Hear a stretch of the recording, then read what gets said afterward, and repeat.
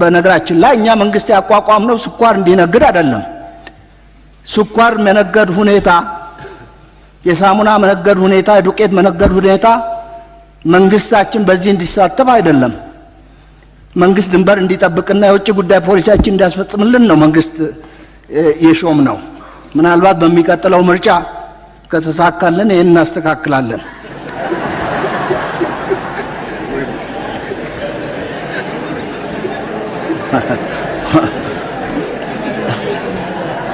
ሌላው ፊዚካል እና ሞኔታሪ ፖሊሲ ሳይጠቀሙ የዋጋ ግሽበትን ተቆጣጣርኩ ብለዋል ጠቅላይ ሚኒስትሩ የሚል አስተያየት ተሰንዝሯል።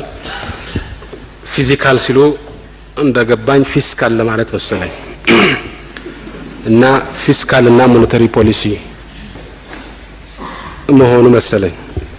ፊስካል ፖሊሲ ማለት በቀላሉ ሲነገር የባጀት ፖሊሲ ማለት ነው። አመሰግናለሁ የተከበረው አፈ ጉባኤ። እኔ የተጠቀምኩት ኤፍ ፊዚካል የሚለው ነው። እንደርሶ ባላፏጭበትም ፊዚካል የሚለው ነው።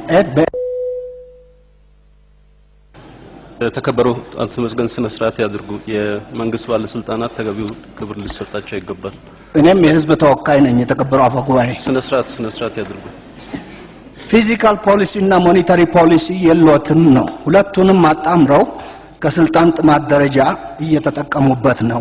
የጠየቅኩትን ጥያቄ አንዱንም አልመለሱ። ስለ ባጀት ዴፊሲት ተናግሬ ነበር። ስለ ባላንስ ኦፍ ፔመንት ተናግሬ ነበር። ስለ ከረንት አካውንት ዴፊሲት ተናግሬ ነበር። ስለ ናሽናል ዴት ተናግሬ ነበር። አንዱንም አልመለሱ። ወዳሉበት ደረጃ ዝቅ ብለን ለመናገር ያስቸግረናል። ጥያቄ ስንጠይቆ ጥያቄውን ከመመለስ ይልቅ በተራ ተካራ ነው ጊዜውን ምንፈጀው። የምክር ቤቱን አሰራርና ደንብ አክብሮ እየተናገሩ አይደለም። ከአባላት የሚጠበቅም ስነ ምግባር እያከበሩ አይደለም። የተከበሩ አቶ ተመስገን። እሺ፣ በመቀጠል የተከበሩ አቶ ቡልቻ 2 ደቂቃ አሉት። ከኔ በፊት የተናገሩት በተለይም ዶክተር መራ የተናገሩት 100% የኔን አስተሳሰብና አስተያየት ስለሚገልጽ 2 ደቂቃ ዛሬ ይበቃኛል ብዬ አምናለሁ። በስዊድን ጋዜጠኞች ላይ የተፈረደው ፍርድ ለምንድን ነው ይሄን ያህል ያነጋገረው የሚል ጥያቄ መነሳቱ ተገቢ ነው። ጋዜጠኞች ስለሆኑ የሚዲያን ነጻነት ተዳፍሯል የኢትዮጵያ መንግስት። ጋዜጠኛ የሆነ ሰው በሙሉ ምንም አይነት ወንጀል ቢፈጽም አይከሰስም ማለት ነው። ለምሳሌ ስዊድኖች በአንድ ታዋቂ ጋዜጠኛ ላይ ክስ መስርተዋል። አሳንጅ የሚባለው የዊኪሊክስ ኃላፊ ክስ መስርተውበታል። የመሰረቱበት ክስ ምንድነው ቢባል ሴት ደፍሯል ተብሎ በርግጥ እሱ አልደፈርኩም ነው የሚለው። ስምምነት የተፈጸመ ካልሆነ በስተቀር የፈጸምኩት ድፍረት የለም ነው የሚለው ሰውዬው። ነገር ግን ጋዜጠኛ ሴት ከደፈረ ይቀጣል ማለት ነው። በእነሱ ሀገር ይጠየቃል ማለት ነው። እነዚህ ስዊድን ጋዜጠኞች በኢትዮጵያ ውስጥ ሴት አልደፈሩም፣ ማስረጃ የለም። አገር ግን ደፍረዋል። በህገ ወጥ መንገድ ወደ ሀገራችን ገብቷል። አሁን እነዚህ ሰዎች በኢሜይል እና በስልክ ከአሸባሪዎች ጋር ተገናኘን የሚሉት ፈረስ ብቻ ነው የነካሁት ብሎ ከዛ ወደ ገመድ፣ ከዛ ወደ ጋሪ፣ ከዛ ወደ ወርቅ እንደሄደው በኢሜይል እና በስልክ ምንድን ነበር የሚያወሩት? ስለ ዝናቡ ሁኔታ ነው የሚያወሩት? ስለ ጤንነታቸው ሁኔታ ነው የሚያወሩት? ወይስ እንዴት አድርገን ብጥብጥን እንፍጠር፣ እንዴት አድርገን የሽብር ተግባርን መስራ ነው? በኢሜይል እና በስልክ አገር ነፃ ነው ብለው ስለተናገሩ ታሰሩ ተብሏል። ስንት ኢሜል ነው ኢትዮጵያ ውስጥ የሚላክ? ስንት ስልክ ነው የስልክ ንግግር ነው የሚደረገው? አንድ ድሮ ተማሪ ሆነን ተረትና ምሳሌ መጽሐፍ ውስጥ የነበረ ነገር ነው የሚያስታውሰው። ሌባ ተይዞ ሰርቃል ተብሎ ይመረመራል። አልሰረኩም ብሎ ሲከራከር ከረመና መጨረሻ ላይ የሆነ ፈረስ የኔ ያልሆነ ፈረስ ወስጃለሁ ይላል። ኧረ የለም ይሄ ብቻ አይደለም ይሉታል። ከስንት ክርክር በኋላ ደግሞ ያው ፈረሱ አንገት ላይ የሆነ ገመድ መሳይ ነገር ነበር ይላል።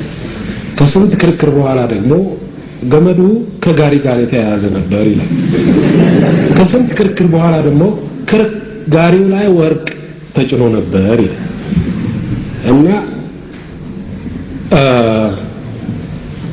አሁን እነዚህ ሰዎች በኢሜይል እና በስልክ ከአሸባሪዎች ጋር ተገናኘን የሚሉት ፈረስ ብቻ ነው የነካሁት ብሎ ከዛ ወደ ገመድ፣ ከዛ ወደ ጋሪ፣ ከዛ ወደ ወርቅ እንደሄደ በኢሜይል እና በስልክ ምንድን ነበር የሚያወሩት? ስለ ዝናቡ ሁኔታ ነው የሚያወሩት? ስለ ጤንነታቸው ሁኔታ ነው የሚያወሩት? ወይስ እንዴት አድርገን ብጥብጥን እንፍጠር፣ እንዴት አድርገን የሽብር ተግባር እንስራ ነው? በየሄዱበት እየተገተሩ ቱሪስት የሚያስተናግዱ 30-40 ዓመት ያላቸው መኪኖች በተመለከተ የተነሳው ችግሩ አገባቡ ላይ አይደለም፣ በዋናነት አወጣጡ ላይ ነው። በየዳገቱ እያረፈ የሚሄደው መኪናም ቢሆን ከመኪና ውጭ ከመንገድ ውጪ ለማድረግ የሚያስችል ስርዓት ለነገሩ አለ፣ ግን አፈጻጸሙ አስቸጋሪ ነው። በዚች በ30-40 ዓመት መኪና ላይ የተንጠለጠለ ህልውና ያለው ቤተሰብ አለ። እጅን መኪና ከመንገድ ውጪ በመናረግበት ወቅት አማራጭ የስራ እድል እየፈጠር ነው ወይ የሚል ነገር ማየት ይኖርብናል። ስለዚህ ከቅደም ተከተሉ ጋር እያያያዝ ነው፣ የፕራዮሪቲ ጉዳይ ነው እንጂ ዋናው ችግር ያለው ከጥቅም ውጭ መሆን የሚገባቸው መኪኖች በወቅቱ ከጥቅም ውጭ ያለመሆናቸው ጉዳይ። ሌላው ቀርቶ የቤተ መንግስት መኪኖችም ነው የሚመለከተው።